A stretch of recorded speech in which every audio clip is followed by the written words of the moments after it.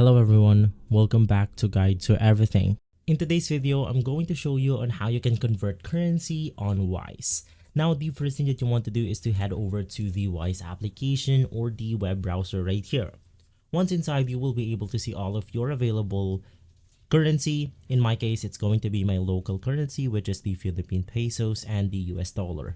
Now, to go ahead and convert those currency, you just want to navigate through a specific currency that you have. Let's go ahead and say that I have some US dollar right here, so I can just click on it. And simply inside, you will be able to see different options like add, convert, send, and request. Of course, you can just click on the convert button, and from there, you will be able to go ahead and convert your currency to any currency that you want. So you just want to answer the currency that you want to convert to, for example, US dollar into something like Mexican peso or something like Singaporean dollar. From there, you then want to enter the amount and you should be good to go. If this video has been helpful, leave a like, subscribe, and follow Guide to Everything for more videos like this. Thanks for watching.